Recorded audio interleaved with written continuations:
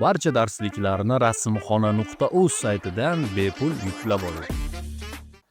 Endigi darsimiz laminatsiya haqida bo'ladi. Ushbu rasmda ko'rib turgan apparatingiz eng hadoyi laminatimizdan biri bo'lib, o'zi asosan A3 razmeriga mo'ljallangan bo'ladi, lekin eng ko'p hollarda buni A4 laminatsiya chiqariladi.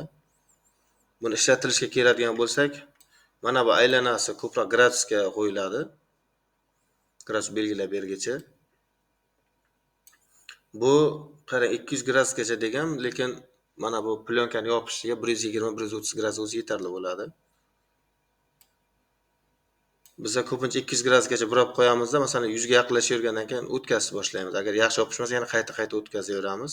Qancha qizigan sari yaxshi yopishib boradi. O'zi chetlar erishib boshlagandan keyin yo pechkasini o'chiramiz yoki sotishga qo'yamiz.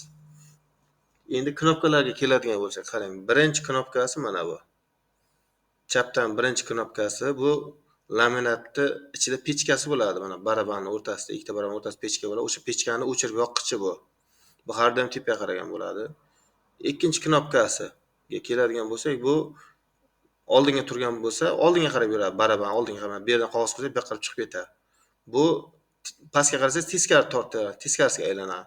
Ba'zan masalan laminatsiya yaxshi yopishmayotgan bo'lsa, biron-bir muammo bo'lsa, teskarisini bosasiz. Masalan, barabanga o'ralib ketishga juda qizib ketsa, o'sha teskarini bossangiz, yana teskarisini chiqaradi, qaytaradi.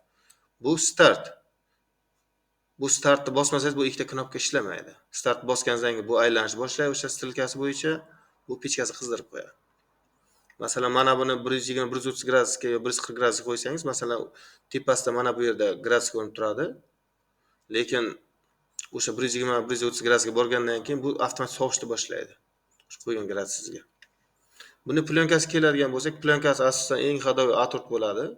Qog'oz mana shu shaklda solinadi. Mana bu yopiq tomoni laminat apparatga tiqib yuboriladi.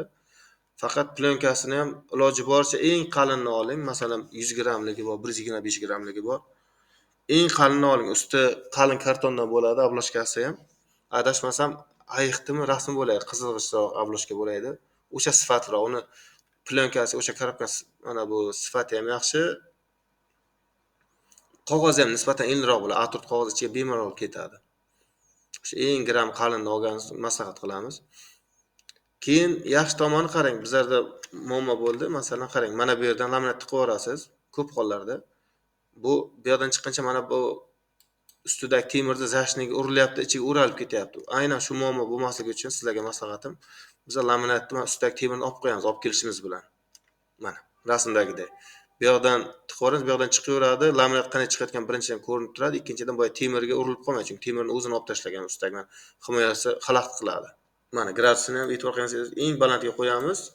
O'zi masalan 90 gradus, 100 gradusga borgandan keyin o'tkazib boshlaymiz. Bir o'tkazamiz, yaxshi yopishmasa yana qayta o'tkazaveramiz. U nisbatan ishi tezroq bitadi. Ushbu laminatsiyani qayerdan olish mumkin degan savol tug'ilishi mumkin. Bu laminatsiyalar o'zi keng tarqalgan bo'ladi. Iloji boricha mana shu rasmdagida olishga harakat qiling.